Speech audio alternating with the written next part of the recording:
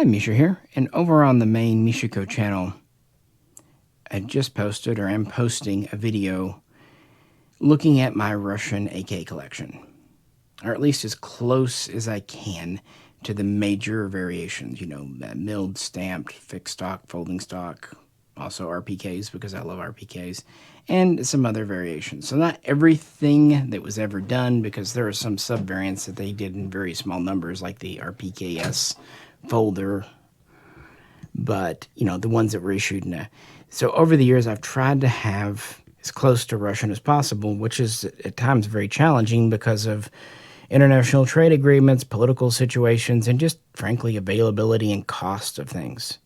For example, right now I'm going to tell you I don't have an AK Type 1. I will never spend that money on a kit build. If you have a great job, if you're a doctor, my little brother's a doctor, so not throwing shade, love him to death. But if you're a doctor and have doctor money, get an AK Type 1 and take care of it, because I would too. But I can't really justify a gun at the price of a car, or at least half a car these days. Your mileage may vary. So, on the main channel, I look at the guns that really just are filling in for my Russian guns. Some of them are actually Russian, some are kit builds, and some are not Russian at all, but I've dolled them up to look Russian. This video on the AK World channel isn't that, exactly. This is about the runners-up, the ones that are kind of close to Russian in one way or another, and maybe would be my Russian examples if other better examples hadn't come my way. So I'm going to talk about how they're similar to their Russian counterparts and how they're different. And more importantly, it's mostly just going to be me talking story time, talking AKs, some sharing stories, some you've heard, probably some you haven't, because I just really enjoy talking AKs, and apparently you guys like when I talk about AKs. So trying to give you what you like, and people like, I'd say that the top AK topics are Chinese and Yugo/Serbian, followed by Russian. Not necessarily in that order, but especially Soviet Russian. Those tend to be the big ones. So we're going to really focus in on Russian guns on the main channel.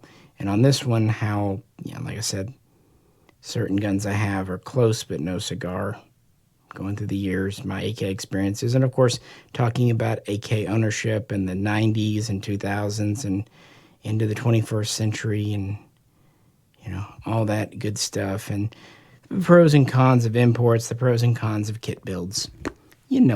Anyway, so much slower pace, rambly video, hanging out. Watch it when you have a slow evening or you're drinking. And also, if you could, check out Patreon, and definitely check out the main channel if you somehow wind up here first. And speaking of first, well, let's just get started. AK-47, or just AK if you prefer, Kalashnikov's automatic rifle.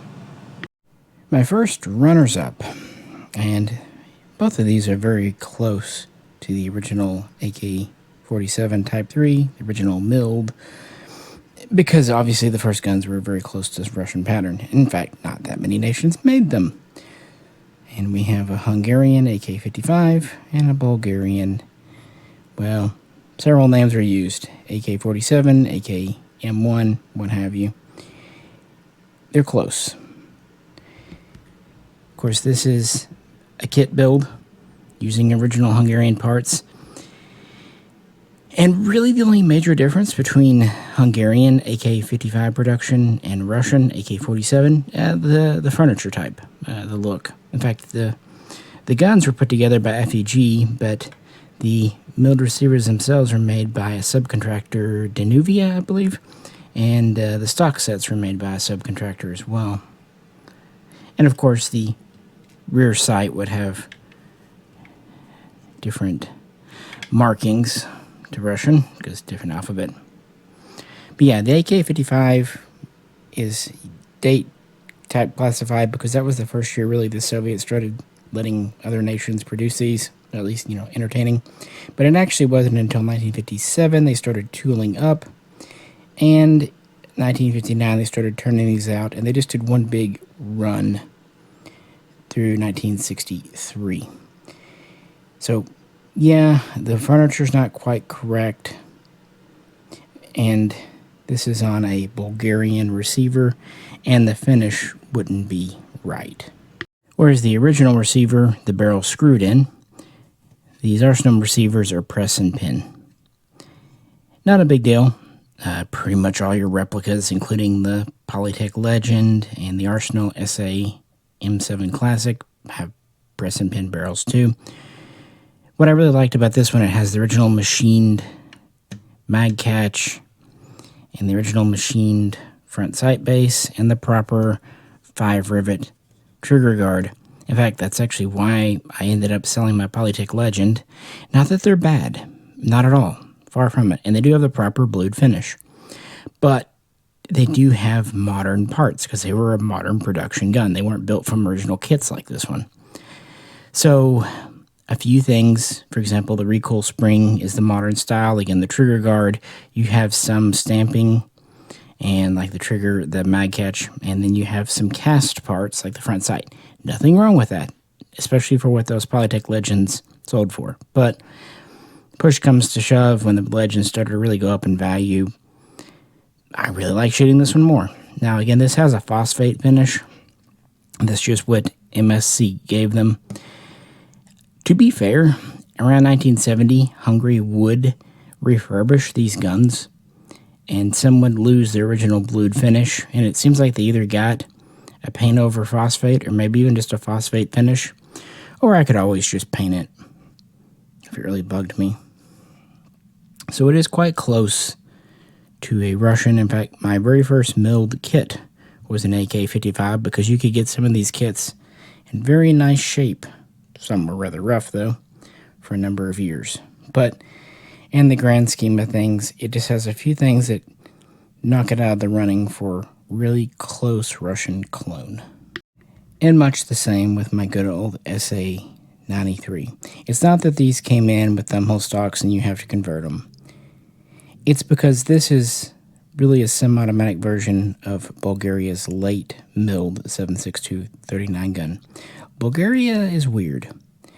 They first agreed to produce the Kalashnikov in 1956, and by 58 they were turning them out, and in 1960 they were doing full domestic production. So right around the same time as Hungary. But they never went to the AKM. But they gave AKM features to the original AK-47. For example, the press and pin barrel. That's correct for their military. Also, a paint over phosphate finish replaced the bluing. And you do see some stamp components like the mag catch. And some components can be cast. And of course, the modernized synthetic furniture. This is the transitional style. The salmon-colored stock, the Happy Dog grip, and the Bakelite. Yes, I know, AG4 handguards. Could you turn an SA93 into a Russian clone that looked the part? Absolutely. But you would pretty much have to rework the entire gun, including stripping the factory finish and bluing it. Instead, even though this is a pretty heavily converted one, it still retains the overall look of the import. And I think it's better off as a late milled Bulgarian clone than trying to make it into something it's not. It's great at being, say, a late 80s, early 90s Bulgarian gun. But it would always be less than optimal for a Russian. Again, I'm not dogging on it, but the point of this video, and the main one, is how close to Russian Soviet spec can I get? And this just didn't it. But it is a great example of Bulgarian spec, because you can look at some of their select fire guns from that era and they look just like this. The only thing I really had to do to these was install the side sling mount, because they both have original period correct stocks on them, And by the 90s, early 2000s, most of Arsenal's guns had the rear swivel on the buttstock somewhere, so it wasn't on the side. Not a big deal. I've covered how to convert one of these and talked all about the SLR 100H in other videos, but yeah, they're close, but no cigar, which is why they weren't in the main video. All that said, both are among my absolute favorite AKs. AKS, Kalashnikov automatic rifle, folded, or folding if you prefer. I'll be honest, I don't really have a good runner-up for the AKS 47. Even in the main video, I didn't. It's just a hole in the collection, and I've never had a milled authentic underfolder. I have had the Arsenal SAS M7 Classics, and I do like them, but they have that whole, again, modern production, and more importantly, their underfolding stock, while it looks the part externally, it's actually stamped, not milled, and it just always struck me as weird having a milled gun that should have a milled underfolding stock and doesn't. And then when prices rose, I've had two of them and sold them both. And when you look at the Chinese underfolders, even the milled ones, they have a stock much more akin to a stamped AKMS than a milled. Maybe one day I'll come across a nice kit build. Underfolders aren't my favorite. I like them, but I kind of feel like one goes a long way. However, this Asian contract that looks suspiciously like a Type 68, even though it's on a stamped receiver. For one, the angle of the back of the receiver is very much like a milled gun, even though it's a stamped component. And this stock is actually milled. It's a lot like a Russian, just much cruder made. Okay, more crudely made, I suppose, if you want to get into grammar. Sorry. But it does have the down sweep, it does have the ratcheted butt plate, and it does have only one locking point on the left side, with the right just being a hinge. So, much like in the original main video with the Wasser 10 UF, the stock is very much like what you would find on a milled AKS Type 3. Even if the gun itself, the rest of it, isn't. And I think that's one reason I just never have put a lot of work into getting one. Ford, it's the same. The difference is at the rear of the receiver and the stock. Fun story, this is the nice thing about this AK World channel. When I was getting into AKs, I bought a Russian underfolding stock. It literally was just like the rear chunk of a milled receiver cut off right around the safety. So this whole thing was here, including an underfolding stock assembly. And my naivete, I thought there would be some way to graft that on to like a stamped AKM type, like a Maadi or an SAR-1. And I guess there is, but even today, it would be challenging. Back then, trying to put a stock for a milled receiver on a stamped gun without the rear trunnion and everything, yeah, much beyond my means. I wonder what I ever did with that stock. It was a Russian stock, though. So that was kind of the first time I had hands on literally the unique part of a Russian underfolder. Oh well. It's a good runners-up, at least when it comes to the buttstock. And as you know, it's a gun I just really enjoy having. With that, let's get a little more modern. AKM, Kalashnikov's automatic rifle, modernized. I have quite a few guns that are within spitting distance of a Russian AKM. In the main channel video, we looked at the two kit builds from Russian parts. Obviously, they're going to be the closest. And I have the Sturman, which is very similar except for the furniture. I have the early Polish, which is very similar except for the finish of the metal and a few other small details. But when we're talking AKMs, we have to go with probably the two most authentic AKM imports we've ever had. Although each does have something that kind of lets it not quite be Russian. So let's start with the Romanian SAR-1. Not talking about the conversion process, which can be done by anyone. And this one's wearing the PM63 furniture, although of course when they came in they had just rather standard laminate palm swell, so that was good.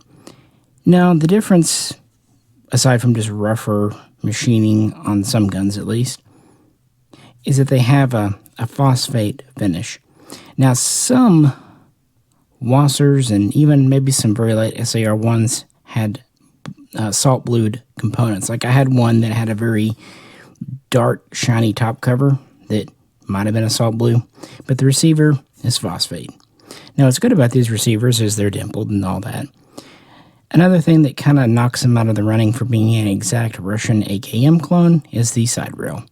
Yes, there was the AKM-N, the railed version, and of course the AKML, but those were pretty rare. They were made in much smaller numbers, and we're just talking about bog standard AKM. So it's really close. In fact, it takes standard AKM parts. But the finish isn't quite right, and it does have a scope rail. Heck, even the Romanian rear sight markings are very similar to Russian, and even some of the markings on the trunnion and barrel, while they are different from Russian on Romanian guns, at a glance could easily be mistaken for them. So yeah, it would be a really close one. It's more of a testament to how many good AKMs we've had now that I had to get much choosier, unlike the AKS Underfolder. But of course, if we're talking Russian AKMs, we have to talk about the Egyptian Maadi. It would have been so much more fun if these were named Maadib. Yeah, these were very much promoted as built on Russian tooling, 100% true. And they're very, very close to a hastily, sloppily made late 60s, early 70s Tula, including the paint over phosphate, the barrel. We don't have the side rail. Really, aside from the furniture and the markings, it's Russian. So a person could very easily take a nice set of Russian furniture and make a very respectable Russian AKM clone out of a Maadi. But that always kind of seemed like a waste to me because they have a history all their own, and I hate to get rid of their unique furniture, let's say, including their take on the East German early crutch folder stock. Just kind of my decision.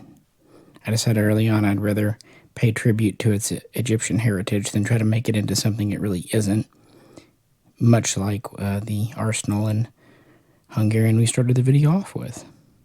When I got into AKs, both of these guns were in most gun stores that would carry AKs at all. Yeah, back then, more than a handful of stores didn't carry evil pistol grip guns by just, voluntary decision. The phrase, not good for anything but killing people, was tossed about back then, or you can't hunt deer with it, so what's the point? Either way, in some ways we really have progressed. But the stores that did carry them, and luckily I was stumbling onto one early in college, you could get either of these. They were roughly the same money, about $350 on sale, $400 regular. And generally the Romanians felt and looked slightly better on average than the Egyptians. Generally. But there were some nice Egyptians and there were some rough Romanians. So it was just, you kind of went to the store, picked a few up, and that's how I ended up with this SAR-1. It just happened to feel a little better than the others on the rack that day. They had a couple of each flavor. But I was able to pick this one up before prices went crazy on Maadis. And they certainly have in recent years. For a long time, they did go up a little bit because importation ended in the early 21st century. But they hung in the 5 to 6, then maybe 7 to 8 range, and stayed there. And then they didn't stay there. And the SAR ones have followed, although not quite as at a crazy pace, and I think it is because people do identify these with Russian. But the truth is, the Soviets set up both factories and provided tooling and expertise. So, both are legitimate. Again, there's quite a few of my guns that would stand in for a very good AKM, which is good, because years ago, it wasn't so much the case. So, really cool gun, and this is the AK that really put its name out there. This is the one they made in the millions, and unlike the AK-47 that was only produced by a few nations, even though it was used by quite a few more, the AKM was produced and used by hundreds, frankly, at least in some level, and made in the millions. But again, we've covered them in depth, so let's move along home. AKMS, Kalashnikov automatic rifle, modernized, folding, or folded. In the main video, I'm sure some were wondering why I did not pick this as my AKMS, instead going with a Polish kit build. It does seem kind of crazy. And I really like Hungarian guns. This is, of course, an SA-85M, and I think it was my first true pre-ban. Either it or a Chinese. Again, when you say pre-bans, you really just have Chinese, Egyptian, Valmets, and Glils, if you want to count them, and Hungarians, and a handful of Yugos, but I never saw any Yugos here in Arkansas. Wouldn't be till years later I had hands on a true pre-ban Yugo. Anywho, really great gun, and it has a lot of AKMS going, including the correct stock, paint over phosphate finish, correct stamped receiver, of course no side rail, Hungarian marked rear sight, but that's okay, authentic barrel, bayonet lug, all that good stuff. However, Hungary did its own thing, and more so with the later series like the AK-M63 and AK-63F, AK-63D. So yeah, the true AKMS stock with double locking on each side. And obviously the furniture is different. We have this very unique I-type grip that really only Hungary did. And we have a handguard that's a slab side that looks like it should fit on an AK-47, a mill gun. But it won't for two reasons. One, because of the interface with the stamped receiver versus milled, the slot inside is different. And two, actually this front retainer is different on Hungarian guns. It's more rounded. You can make things fit, but it usually requires quite a bit of whittling. So the furniture is different. The handguard retainer is slightly different. You might think because it has a non-lightning cut bolt carrier, but actually the very early years of Russian production did not have lightning cuts here, and because Hungary started up AKM production so early, it's kind of understandable how that feature just kind of carried over.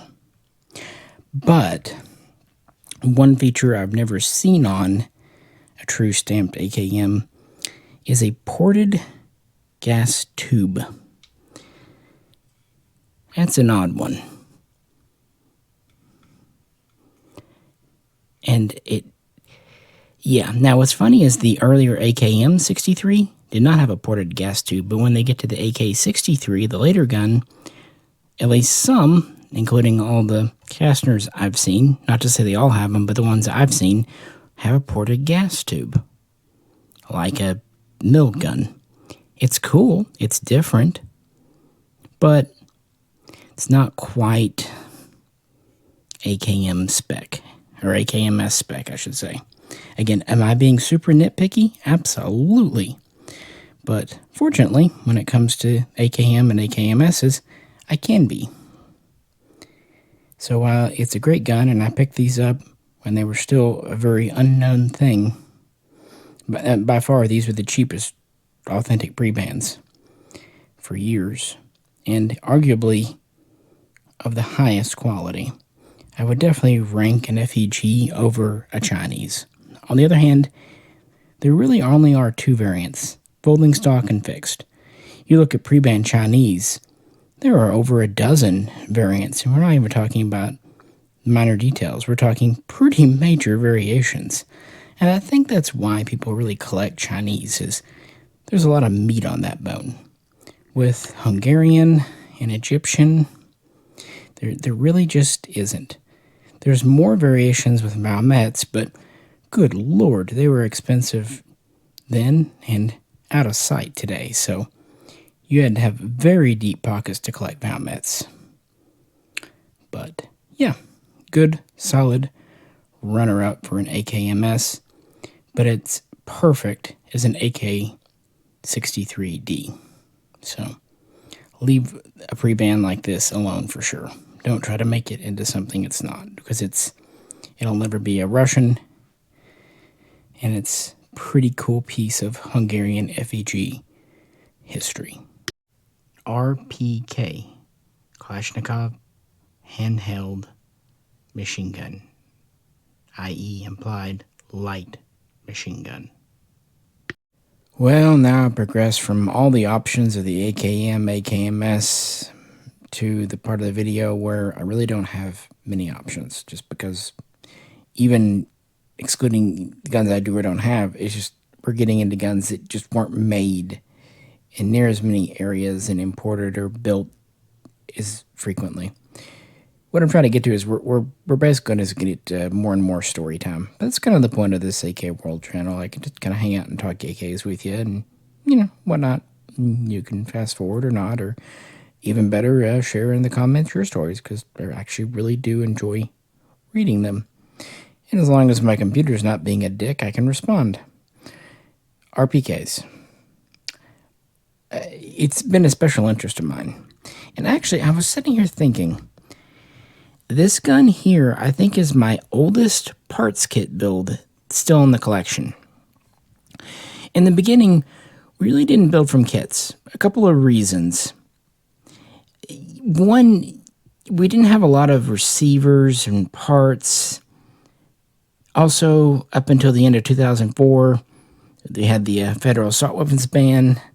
So, unless you're just doing kind of vanilla AK, AKM, who wants to build the gun only to have to neuter it?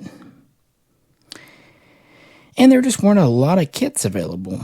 I mean, there were a good number, don't get me wrong, but it was really after the end of the ban, beginning in 2005, that the kits really flowed. Unfortunately, we would get to the barrel ban, but there was a brief overlap.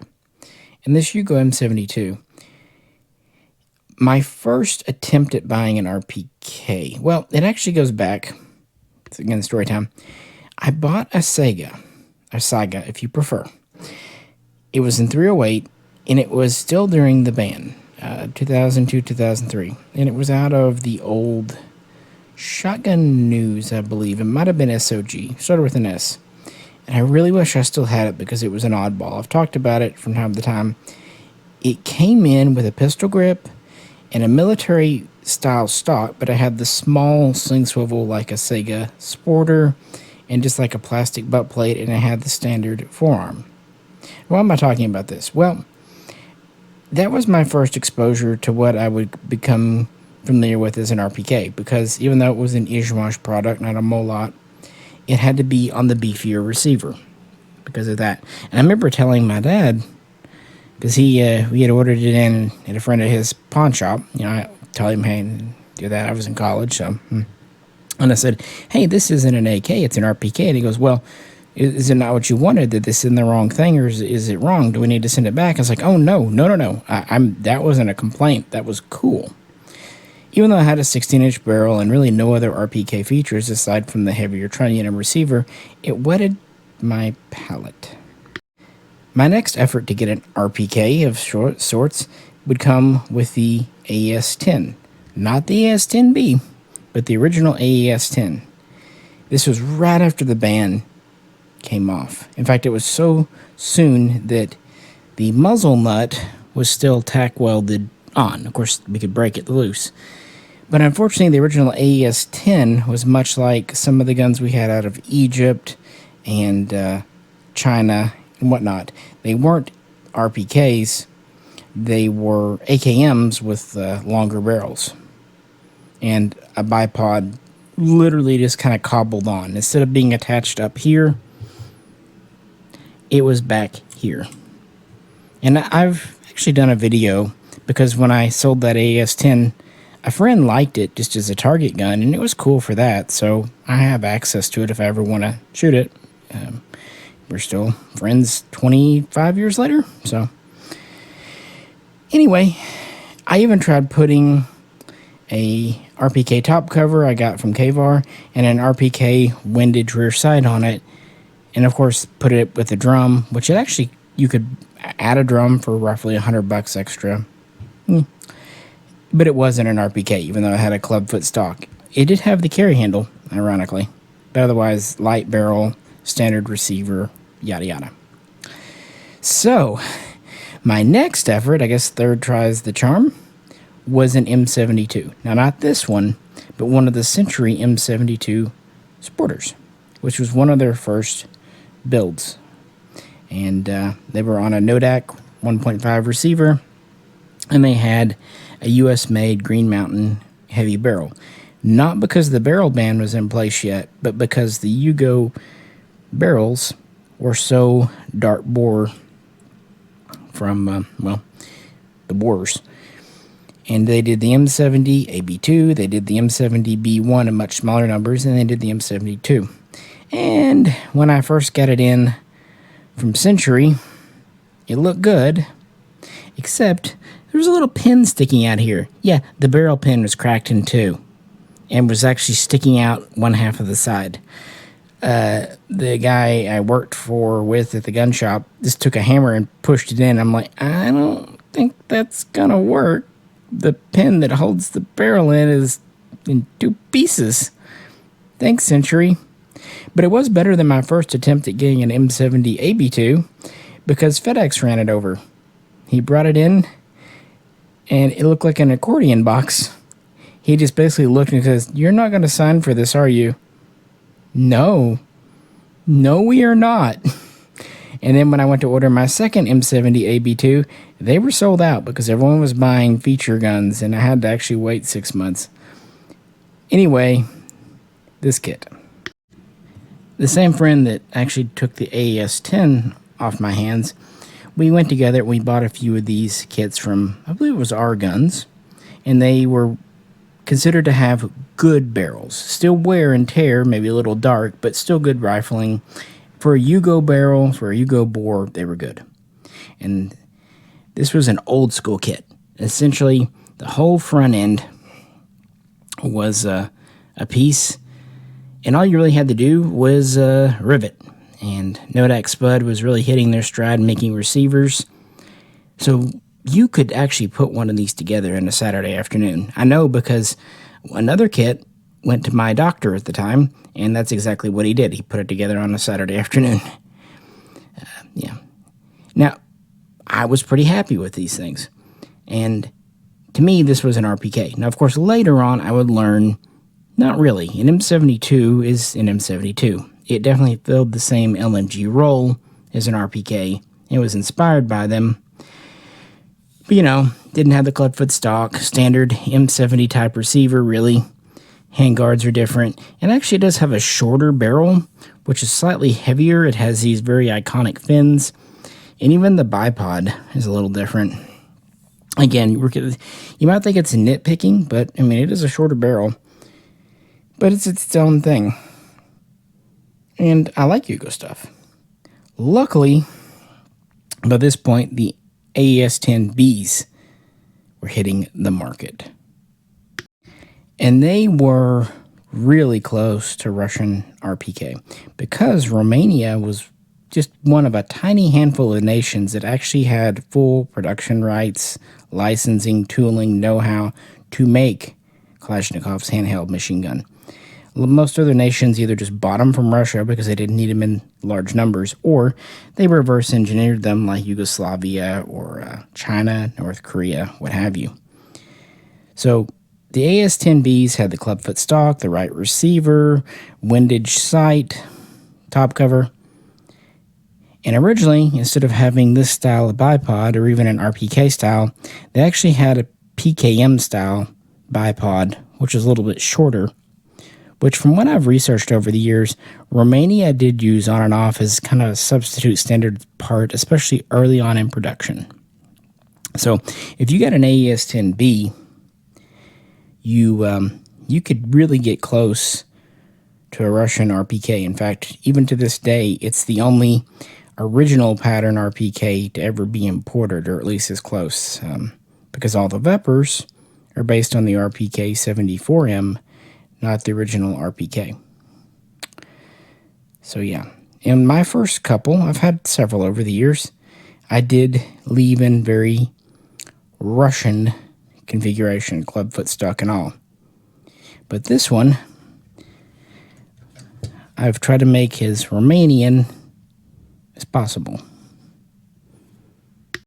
And what let me do that was, well, Russian kits like the one you saw in the main video. I figured, well, if I can do an actual Russian build, then that leaves me free to make this into a unique Romanian pattern. You know, with this style of stock, they're the only ones really put this on an RPK. The Yugoslavian Underfolder was the alternative for the M72, what was it called? M72 AB1? I can't remember the name. Anyway, there is an underfolding version of this, but not a side folder. And then getting this dong forearm, this is actually a pretty rare part that I got years ago and paid way too much for it, but I thought it was cool. And then the unique Romanian bipod. This is actually their third pattern. And I put on a Romanian birdcage to kind of simulate their 545. I thought it was neat, and I was trying to make this look as different from Russian as possible. And what's nice is, being a later date, being a slab side receiver actually is appropriate. So kind of the opposite reason of why I wanted an early Russian on the dimpled Nodak receiver. Again, just trying to, I have fun. This isn't stuff I take super serious. I do it because it's fun. And it's always fun to get a little bit closer over the years, in my opinion. So the AS-10B has been great. Started off trying to make it a Russian, and then after Russian kits became available, I was able to kind of let it spread its Romanian wings, if that makes sense. That said, if a person wanted to, they could get a set of Russian RPK furniture, put it on one of these, and again, aside from the, Romania made-in markings, and especially if you get the right bipod, you need to change out the bipod to the earlier style, which again, some of the AS-10Bs had. You would have a really good Russian example piece. And for a few years, I did have both the fixed stock and the folder, but as prices went up and up and up on these, I had to sell one, and as cool as the fixed stock was, this one was just the iconic one, and it was really just one run that Century Arms did of these, or huger Century Arms together. So, put to you like this, if I ever sell this, it probably means I'm getting out of firearms altogether. This year, Zastava USA announced the M72 Sporter. When they come out, I don't know if I'll keep one of those and sell this, or sell the Sporter and keep this. I don't know. I mean, yes, this is a U.S. receiver. It would be neat to have a original, but this is an original gun otherwise that was there and did that. And there's a certain cool factor to that. So, it's not a decision I have to make right now. And yeah, there's just something about overgrown rifles with bipods. They're just fun on a bun. And for quite a long while, the AS-10B was very, very reasonably priced. Unfortunately, not these days, but what is. So, yeah, those are my runners up. AK-74 Kalashnikov automatic model of 1974.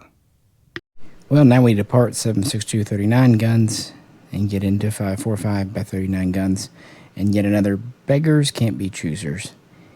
There have always been fewer options, and 25 years ago, you really only had one in the start. Romanian guns, be it the Romac 2 or the Kerr 2 or the Mark 2, eventually the SAR 2, and then finally the Wasser 2. They were your first and only import. In fact, parts kits were few and far between. It wouldn't be until the early 21st century that the Tantal kits and Bulgarian AK-74 and AKS-74 kits would appear. And it would actually be a few more years before the 5.45 Segas, and then kind of towards the end, the 5.45 Vepers would come in. So, yeah, this is what we had to work with. But we wanted a gun in 5.45. So, unless you had like one of the two Chinese 88s that came in, this is what you had. And this gun, for years, wore all kinds of furniture. Its first change, I got a set of black furniture that was sold as Bulgarian from Kvar. It might have been Russian. Either way, fixed stock. So for a while, it wore a set of military-style black furniture. Ovular fixed buttstock, black pistol grip, black handguards with heat shield. And I actually, again, it was a Banera gun, got one of those bolt-on muzzle brakes, which promptly flew off. So then I asked my local smith to press it on, and he actually did it in a way that it fixed on, and it was actually a Tapco 74 style brake. And that's how it looked for a while, even though it had the 45-degree gas block and all that. So I tried to make it into a Russian or Bulgarian AK-74 with polymer furniture, and it did fine. But it's not what it was. It's not what it wanted to be. Kind of like with other things we've talked about, once I was able to get more authentic versions, Bulgarian, Russian, what have you, and as more and more Romanian PA-86 parts became available, over the years, I got it closer and closer to Romanian mil-spec. And it was one of those projects, when I did finally get it finished up, it felt really good. The earliest part I bought was this stock, which in hindsight turned out to be good because it's actually the Romanian push button time, not the lever.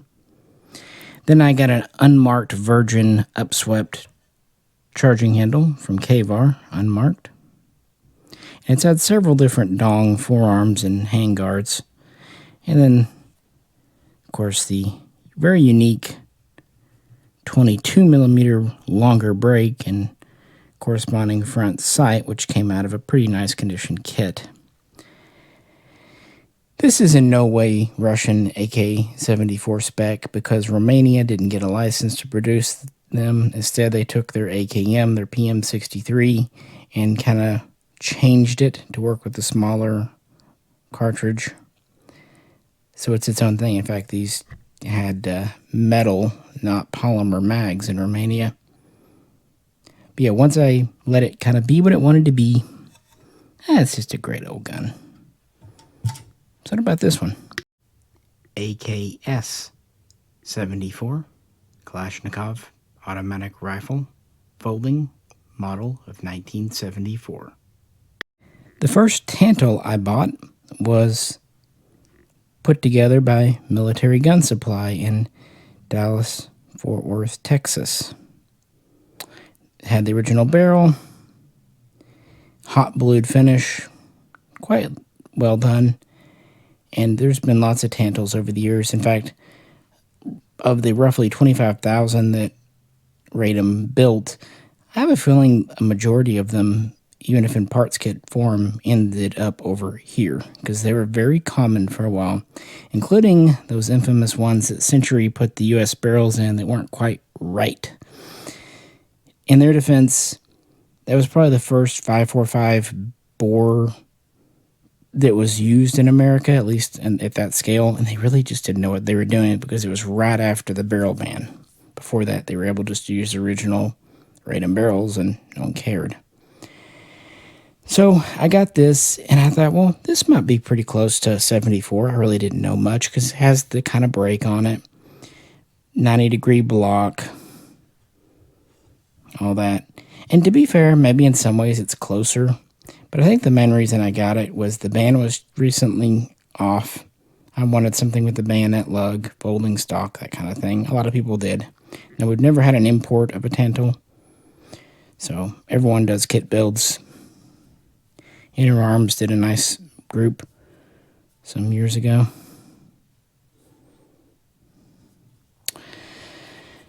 But yeah, I guess there's not a whole lot to be said about them. For a while, it was kind of that gun that everyone had, or at least at one time did.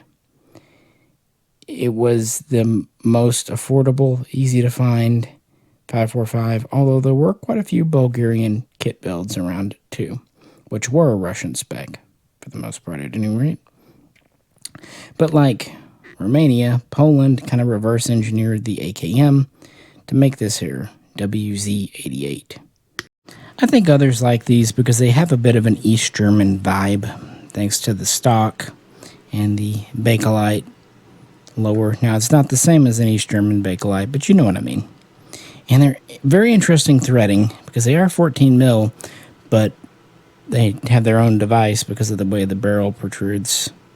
Again, they're their own thing, that's for sure, especially with their handguards. But it's just like one of those things, if you had an AK collection, especially if you focused on 545, you would have one of these. You just almost couldn't help, even if you had one of the Century ones, because they just got to be so cheap. Why not? And Nodak was making receivers, and eventually U.S. manufacturers kind of got the whole barrel thing ironed out. And this would be long before the WZ-96 barrel came into the country through IO, and of course today FB comes through Arms of America. Yeah, a lot of memories surrounding Tantals, as funny as it is. And these kits were around about the same time the surplus 7 and 6 ammo was so cheap on those tins, and I promise you, a lot of these rusted out real good because, well, corrosive ammo, and a lot of folks just didn't really understand what the whole corrosive thing was about. Luckily, I had a better notion because I had a lot of old bolt actions, Mosin Nagants, old Mausers, so I had been taught, actually by J-Ro's father, how to clean corrosive. But even then, sooner or later, you're going to miss a spot. On an AK, for me, it was either like under the handguards on some guns because the gas would blow from the gas tube, get under there, or the threads. If you really didn't clean the threads and the muzzle device, well, eventually you'd leave some corrosive gunk there, and then you go to try to unscrew your muzzle device, and it would be kind of welded on there. Once or twice I had to soak in some break free. Oh well. Learning experiences, and again, they were cheap enough back then, you could do it. And you could shoot them as much as you wanted because the ammo was cheap, and the mags were cheap, and, well, such is life, right, guys? But yeah, as cool as these are, both are quite far away from Russian spec, but at least they are in 545. Most nations never went to that caliber, that cartridge. For example, Yugoslavia never did. So, what's next? AKS 74U Kalashnikov automatic rifle, folding, model of 1974, shortened. Well, here we have the runner-up for the AKS 74 for you. The Krinkov, if you prefer, although the Shipka, which is a type of cigarette that I've actually smoked, and Bitch Gun, or Little Bitch, are probably more apt names, but Krink or Krinkov is very well known in America. And there were a couple others I could have picked, but yeah, if we didn't have the Bulgarian SLR 104 UR, which is exact, then this probably would have been what I'd go with. The Zastava M92, formerly of Yugoslavia, now of Serbia. And this had a lot of firsts. For one, I think, best I can recall, an M92 was my first AKSU.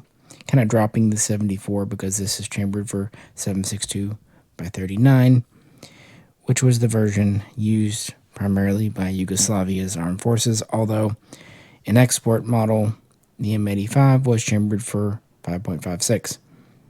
They never used 5.45. So either one works. But these kits, some of them in great condition, some of them virgin parts, floated around, and I ordered a M92 pistol, AKSU pistol, from Military Gun Supply. They were kind of the predecessor to go to for neat custom builds before Atlantic hit the scene. Back in 2003, 4, 5, Atlantic was, they were around, but they were kind of still getting going. But I bought a nice made one, and it struck me. I really didn't understand the difference between a Zastava Krink and, say, a Russian. And the biggest ones, the lines are there, but the barrel's a little longer, about 10 inches versus 8 1/4, 8.3. Of course, the chambering is a big difference. The hinge top cover, this one's simplified, but it's still a hinge cover. The handguards are longer, very Yugo of them, and also very Yugo of them. Instead of having a side folding stock, you gotta have an underfolder. That's just a Yugo thing.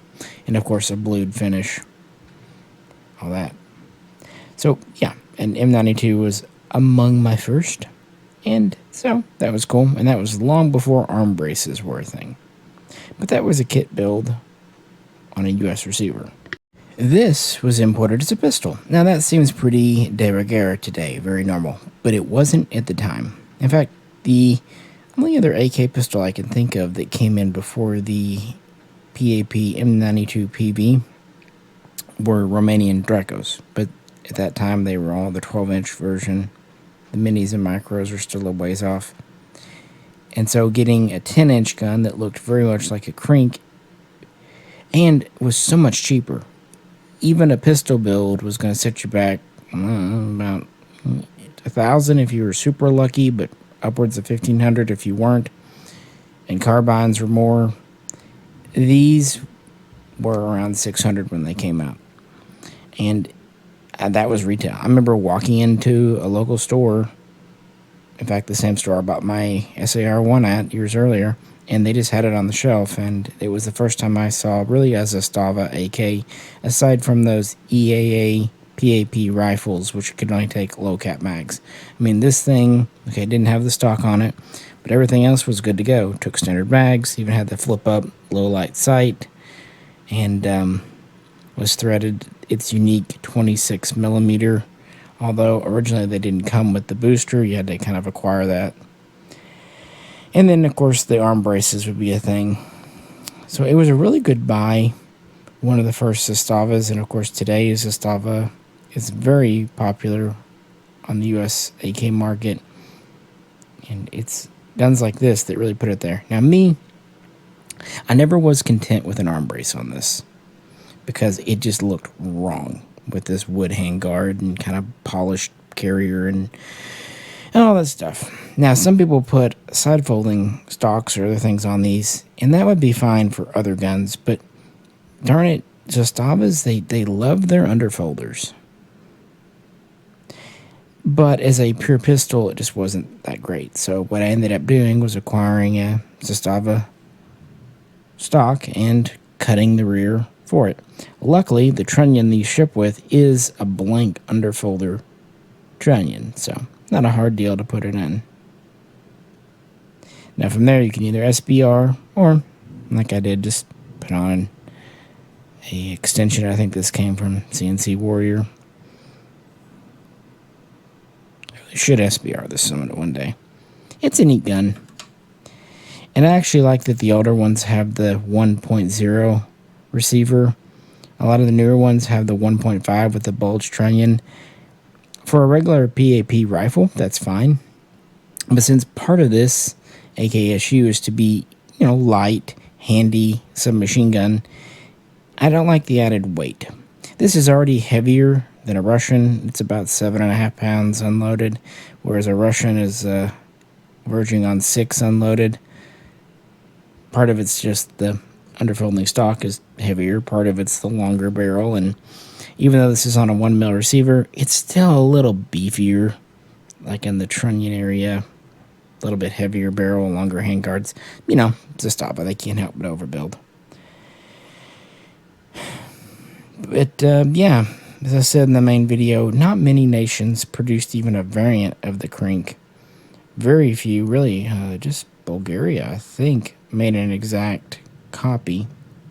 And some people think of, like, East Germany, but even the gun they think of, the AKS-74 in K, isn't a Krink. It's more like a Draco. It's more of an intermediate length and, what have you. So it was a very specialized gun, but made quite famous during the Afghan War in the 80s and carried by helicopter crews and Spetsnaz, of course, in Yugoslavia. And then Serbia, you see a lot of these with like protection duties, guards, that kind of thing. It's not really a, battlefield out front type gun. It's more just to, be there. But yeah, this would have been my pick if the 104 UR wasn't available.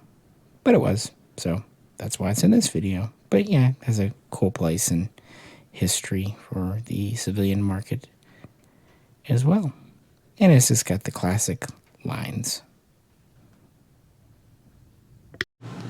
AK-105, Kalashnikov, automatic, carbine, model 105.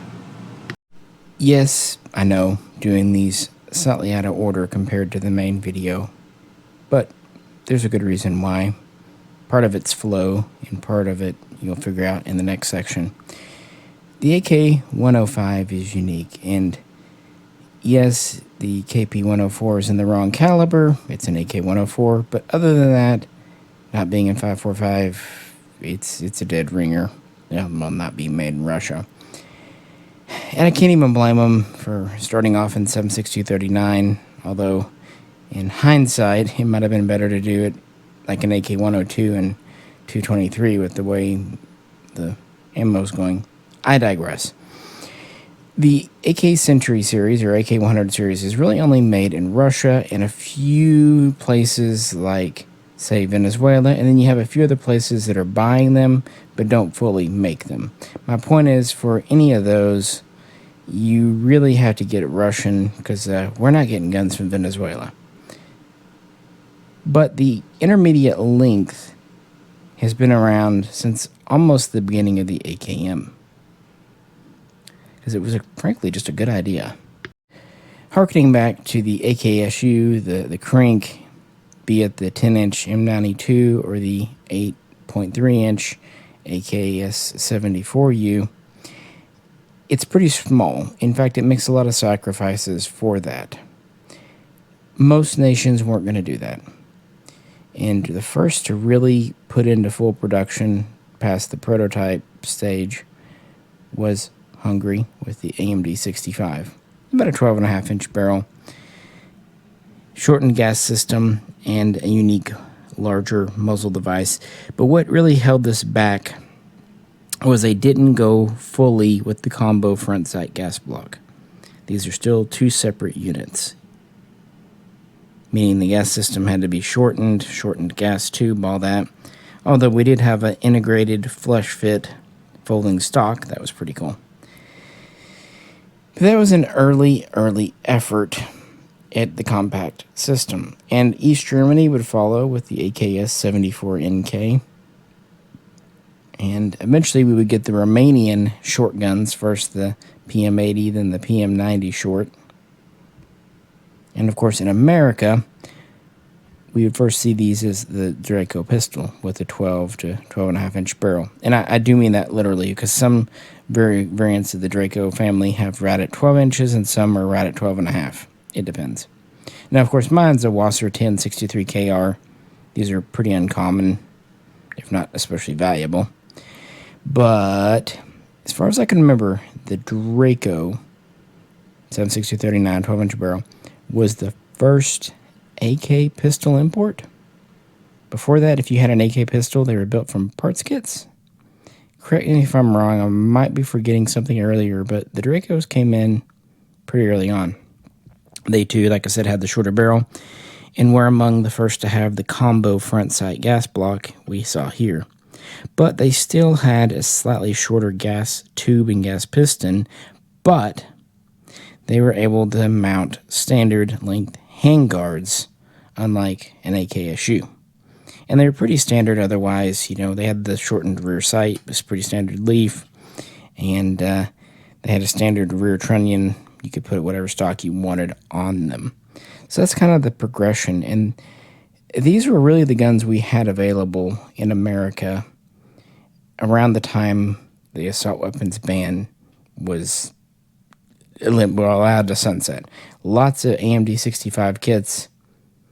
And we had some Romanian PM90 short kits, but we also started to see more and more Dracos come in.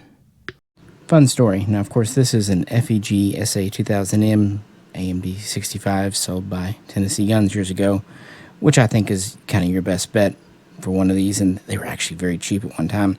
But my first attempt at buying an AMD 65 was actually a build done by Vector.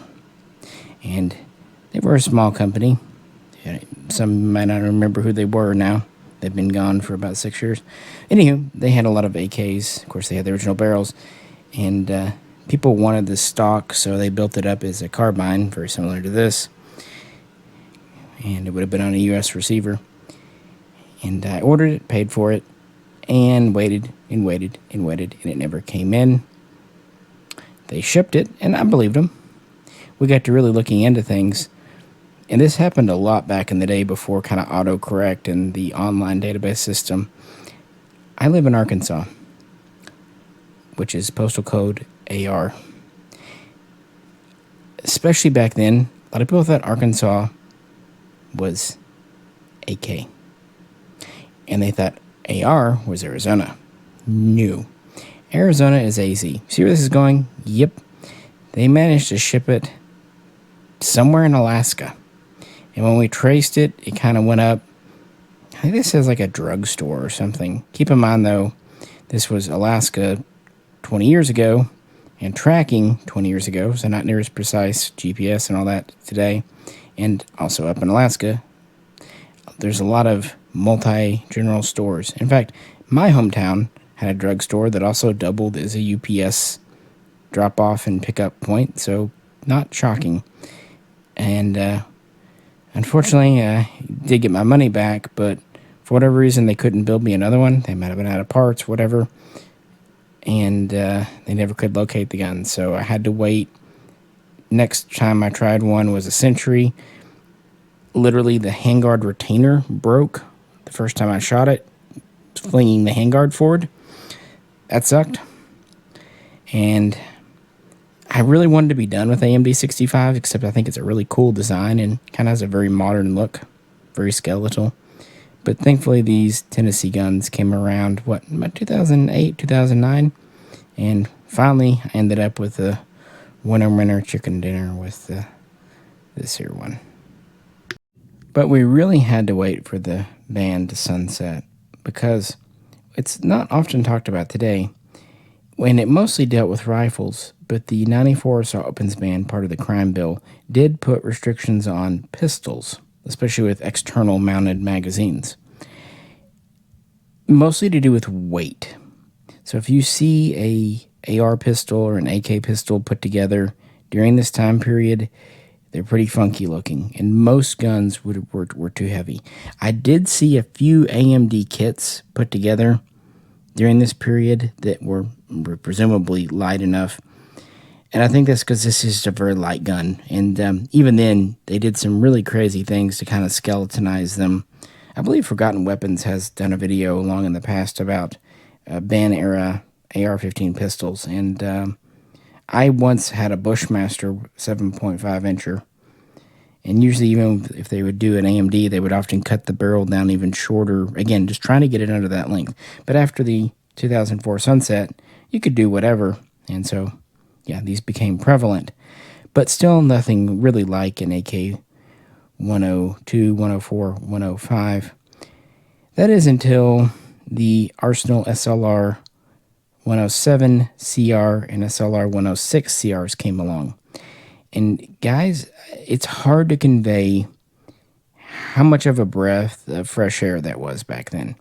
The solid body, side folding stock, offered in standard 16-inch length, and in the shorter CR, 12.5-inch length, with a full-length gas tube and handguard, but still combo device, and the, of course, UR, which we already looked at. It was cool, and we really didn't pay attention to the fact early on that they weren't Russian Izhmash, later Kalashnikov, concerned spec AK-100. What Bulgaria was doing was taking their AK-74 line, which was set up in the early to mid-'80s, and modernizing it and combining it with some of their newer features. So that's why those guns are close, but no cigar. For example, they have rib top covers instead of the heavier smooth one, and they don't have the long collar front sight base. Just things like that. I've done a lot of videos on it, and each little difference doesn't seem like a big deal, but when you add them all up, it kind of becomes. So that's why the KP104 in the main video is important, because if you want an AK-105 wannabe, it's the best we've had so far.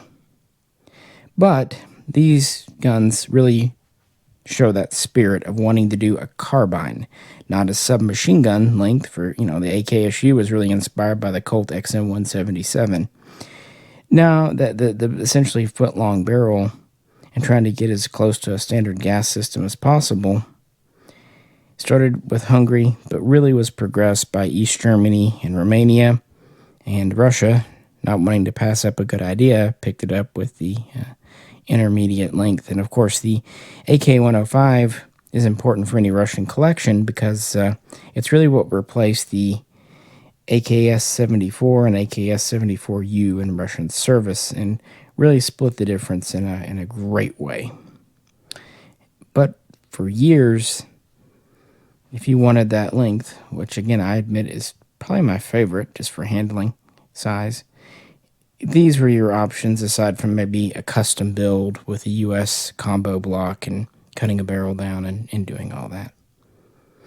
But anywho, yeah, if I had to put one in the collection as an AK-104, 105 type, and I didn't have the KUSA, this would have to do. But luckily, as much as I do like the gun, it doesn't have to do, because it really, really isn't the same. And with that, we get to the final roundabout. AK-74M, Kalashnikov automatic rifle, model of 1974, modernized. Alright, so this runner-up, this is my SAM-5, which is the successor to the original SAM-5, which was a gun I bought at the end of 2004 when the assault weapons ban sunset, and it was my first quote-unquote modernized Kalashnikov. And I was happy to get it because, how to explain this, those who are there will completely get where I'm coming from. Today, when we look at AKs, we mostly get modern options. Sorry about that. It was actually the crank. I had laid it up against kind of a big trash bag, and it was not falling. It was just very, very slowly tipping over. Probably would have taken it 2 minutes to fall. Anyway, where was that? Okay. In the late 90s, early 2000s, AKs started to really hit the market. Now, we had the pre-banned Chinese. Those are really the only pre-bans I saw around here because the Maadis, the FEGs, the pre-bans Zastavas, they came in such small numbers and were pretty spendy like the Valmats, so we didn't have them here in Arkansas. So once you kind of got your Chinese fix, then what? We got the Romanian guns, and we got quite a few parts kits from various nations, but here's the deal. They had a very classic look to them, which today is great. When people do a build, they want to do a classic AK. We had that. We had milled AKs Type 3 and Type 2 with those Israeli sold-off PLO kits. We even had Type 1s. Could I have bought a Type 1 kit? Absolutely. They were like $250. Here's the thing. Well, two. They were mismatched, which at that time seemed bad because so many kits were matching. And two, who's going to do a receiver? In 2002, 2004, no one did a Type 1 stamped receiver. And the kits were kind of rough, so most of us bought the Type 3s. Some bought the Type 2s. Anyway, my point is, you could get classic guns, you could get AKMs, and even the AK-74s from Bulgaria started to come in around 2005. And of course, the Tantals we've already talked about, yada yada. But what if you wanted a modern gun, like post-Soviet? Well, your only option, now you could of course get modern-produced Wassers, but again, they look like a PM63, if that makes sense. Arsenal. Arsenal was offering semi-automatic versions in several different configurations of their current issue guns, like the ARM1, ARM9, etc. So, when I ordered mine, it took a few months to come in and got it.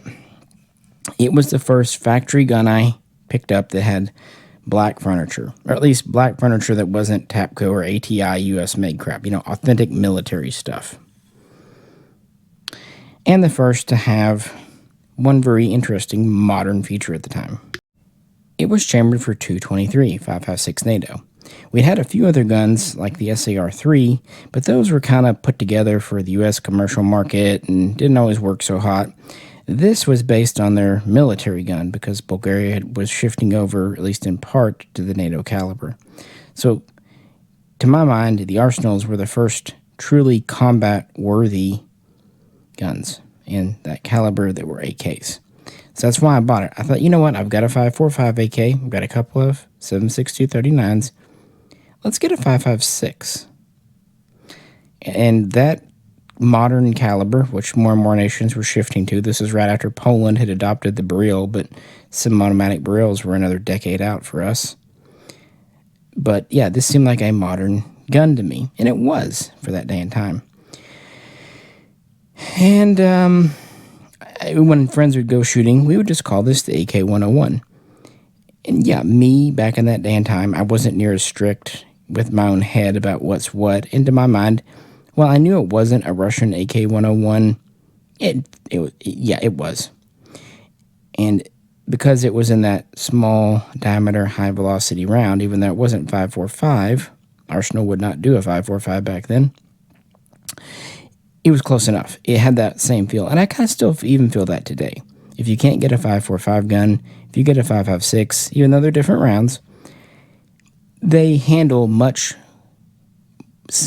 more similar to each other than, say, 7.62 39 does to either one. I hope that makes sense. And, of course, ammo commonality with ARs. It was a neat daily hopper. So, yeah, this was my first modern AK and my first AK in .223, 5.56. Not my first small diameter, because I did have my SAR-2, but that was more of a classic-looking gun, despite me trying to make it look modern. It was actually getting this type of gun that let me start turning the SAR-2 into a PA-86, as opposed to trying to make it into a Russian or Bulgarian. Now, we should talk about the difference between SA space M-5 and SAM-5. Real brief. This is a current one. I picked it up for myself, I think it was 2020, for my birthday. This was the first time a milled 5.56 had been imported. And as I said, I picked up one of these in 2004. Well, those SA Space M-5s were put together here in Las Vegas using Bulgarian virgin parts, Bulgarian barrel, Bulgarian bolt group, stock set, and the receivers were technically U.S. made, but they were based on raw forgings or mandrels, or whatever you want to call them, from Europe. Heck, this has the intermediate length stock with trapdoor. When I first bought my SA M-5, it actually had the NATO length stock, so it was pretty long. But what bugged me is it didn't have a trapdoor. It had like a fake trapdoor back here, like the round thing, but you couldn't press in. So one of the few mods I did to my gun, I took the NATO stock off and actually put on this exact style of intermediate stock. My gun even had this 4-port brake. And aside from having a glossier paint finish, and that the SA M-5s had an RPK style windage rear sight, they look the same. Unfortunately, I had to sell my SA M-5 in 2010, shortly after being married. You know, bills, that kind of thing. And for a decade, I wanted to replace it. And so when these came in, I was pretty happy. And they came in initially at a pretty good price point, too. But yeah, Arsenal were always kind of considered the boutique guns, 2004, 2005, in that period, and they were really making a name for themselves on milled receivers, because before that, you only had the Valmets and the Chinese with a handful of Yugo mills. And they did a lot of configurations. Most of them were like this, pretty standard rifle, but they did a very limited run of 12-inch type guns, although they had a 16-inch barrel, combo gas block, that kind of thing. They did some side folders. They did some different little things, A1s and things like that. Most of them were in 7.62x39, but they did do just a few different variants in 5.56. Nothing major, though. This was the beginning of kind of the Gucci AK. Keep in mind that while we had Segas at this point, they were the Hunter, totally Hunter style. No SGLs. The first SGLs would come in 2008. And even then, it would take another year or so before we get side folders. Actually, I think 2 years. So it took a while before we got the AK-74M and AK-103s, like the SGLs. But this fit the ticket for a long while, showing that an AK could be modernized. And that was kind of the neat deal. When I would take this out shooting, people always thought of a Chinese AK or equivalent. This showed them that, hey, we can do polymer and more of a modern paint finish and shoot the same bullet as your AR-15. That actually amused a lot of people. It did kind of frustrate some that it didn't take AR mags, but let's be honest, the mag, especially 20 years ago, was the weakest part of the AR system. So this fact that this had custom designed 223 AK mags was not a detriment, and because so few of these rifles were in the country, the mags are actually pretty cheap, like $15-20 brand new for 30 rounders. So good old Arsenal. One final thing I'll say, back then you ordered direct from Arsenal Inc. in Las Vegas. Kind of cool. Very small outfit. Well, I think we're down to RPK 74M Kalashnikov handheld machine gun, model of 1974, modernized. And my first thought was, well, there's not really a runner-up for the RPK 74M, because that really is only made in Russia, and really is only made by Molot, and just the one you saw is pretty much what you have, calibers notwithstanding. But then, of course, Arsenal came back to mind, and it hit me. The SA space RPK-5.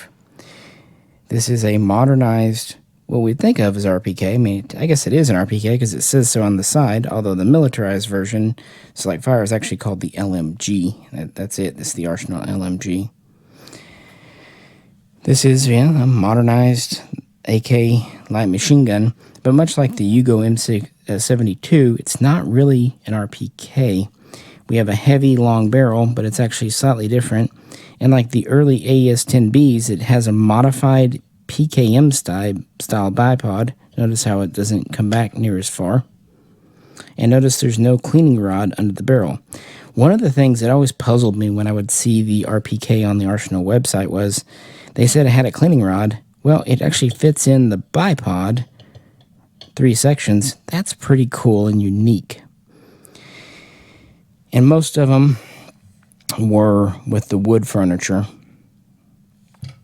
And most were the 5.56 version, although they did do 7.62x39 as well. And this is one that was put together in Vegas on a quote-unquote U.S. receiver, even though it's, And so it has the glossier finish that I was talking. An RPK rear sight, what have you. But yeah, I remember looking at these on their site, and it was very much a custom order. Gun shops, at least not in my area, were ever going to carry these because they were spendy. Around $1,350 because I had them priced in. Now, that probably seems cheap, but keep in mind a standard Arsenal retailed for about $550, maybe $600. So they were double a standard Arsenal, and a Wasser retailed for anywhere from $400 on the high end to $300 on like a Black Friday sale. So yeah, that's why I never picked one up back in the day. As cool as I thought an RPK was. Now, of course, back then I really didn't realize how they weren't exactly an RPK. They were a Bulgarian variant of, but that's okay. I did eventually pick one of these up. I think it was 2010 when they did another run. And it was later than that because, I was with Jay. So I guess it was one of the later runs, like 2017 or 18. But it's a gun that I really didn't plan on keeping. But it just was so much fun to shoot. Just have a thing for guns with bipods.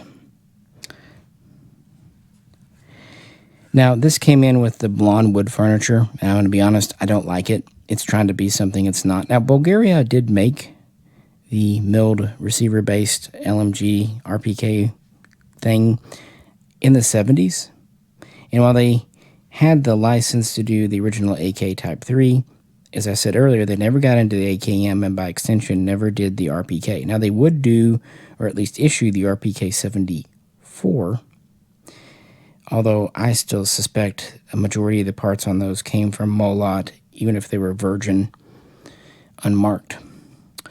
But they did a run with polymer furniture back in around 2011, and I didn't get one then.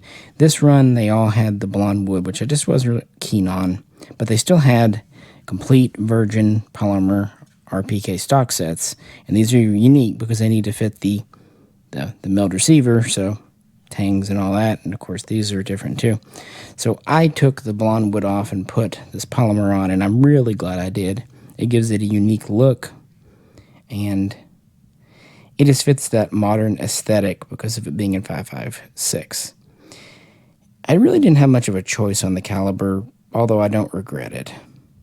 Here's the shorter bipod deployed, and I just thought I'd show you the little sectional cleaning rod in here. I think it's really a neat feature.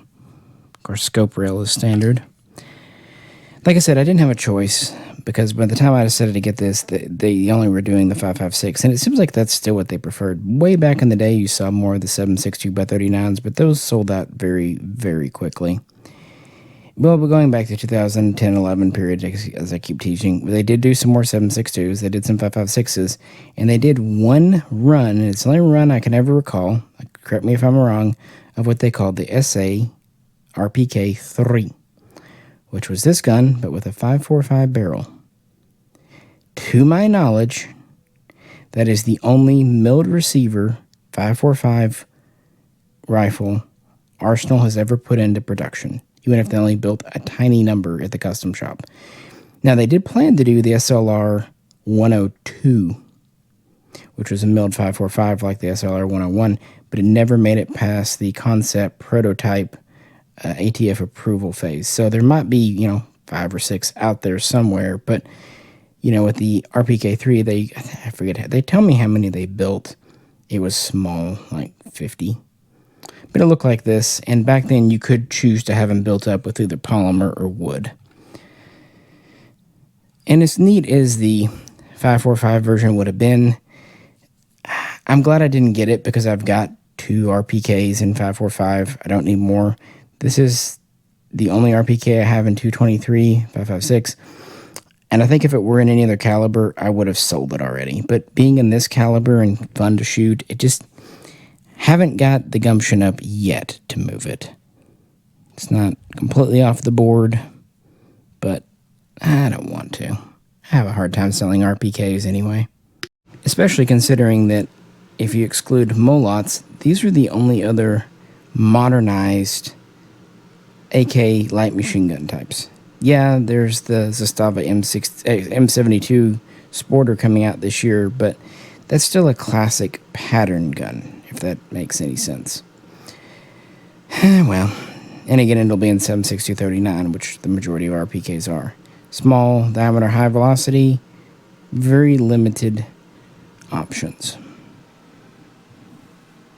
So yeah, it does stand in. If I didn't have the Vepr, this would be what I would call the closest thing to an RPK 74 or RPK 74M, either or in the collection, because it does have polymer furniture, it does have a scope rail, it does shoot the more modern cartridge.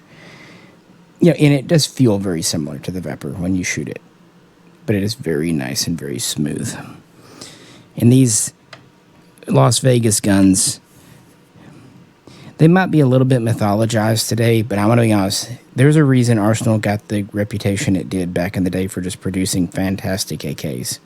And it wasn't because of their imports. It wasn't the original SLR 101 or the later SLR 107 or 106. No, it was the SA M-7 and M-5, as well as, of course, the RPK series, because these were put together using select virgin parts, essentially by hand, by gunsmiths. So if something didn't fit right, they'd make it. And I think back then they were very low rate production, and so they really, really took their time. And to be fair, even after imports really ramped up, like the SAM-5 we already looked at, they still took their time with their custom shop guns, like the classic series. I do kind of lament not keeping a SAS or even an SA. I've had a chance or two to classic, but kind of like with the Polytech Legend. Yeah, if you're going to have a gun built from modern parts, I'd rather it be in a modern configuration, because it seems like when you try to make a retro gun using modern parts, it never quite comes off right. Now, if you make a new gun using majority original parts like the original AK-55, that works. But I think we've kind of gone out of the scope of this gun, so let's wrap the video up. One of the goals I wanted to do with the main channel video and this video was not to tell you how to collect, how to own AKs. No. I think firearms ownership is a very personal thing, often very subjective, and it should be something we enjoy, but not just alone. We need to be able to enjoy it with friends, family, loved ones. I'm just showing how I do AKs, what makes me happy. I like having replicas of historical guns because I like holding it, examining it. I always learn little new things about how they made parts when I take them apart, or when I go to the range. It's just kind of fun to think this is what it felt like to be behind a Chinese AK in Vietnam, or this is what it was like to hold an AK in Siberia. This is what the original gun was like, and things they did like and didn't like. That's what I like. It's a piece of history. It's an artifact. And as much as I like imports, there is something to be said for parts kits builds, because I mentioned with the M70, I keep saying 62, sorry. I think I'm thinking M64. The Yugo, even when the M72 comes out, I think it'll be a great gun, but it'll be built from new production parts. The kit build, those are original parts except for the receiver. They were there. They did things. And, you know, the Segas, the Vepers are cool, but they were built from new parts. You look at the 2 AKM Russian builds I have, those parts were their places. They did things. Okay, not the receiver and barrel because they're new. But yeah, the same thing goes for a lot of your Romanian guns. So while I still prefer imports when possible, there's a time and a place for parts kits builds. I think I've kind of shared with you my line. Where's your line? And what do you like? Do you like to have things stock or custom? And here's a question that often gets brought up in my friends' circles. Should you customize a gun to suit you? To put the controls, the trigger, the optics where you want? Or should you kind of form yourself around the gun? Should you learn different platforms, familiarize yourself with controls in different systems, different sightings, get used to different trigger styles? Which is better? Should you really master one or two patterns? Or should you become proficient, if not excellent, at several? In fact, that might be a whole video topic in and of itself. But yeah, those are my Russian guns in the main video, and these are the guns that that are great in the collection, but they're not Russian. They're their own thing. What are yours? What are your close but no cigar stand-ins that you still love? Let me know. With that, this is Misha. Appreciate you hanging out on this AK World channel, and catch you very soon next time.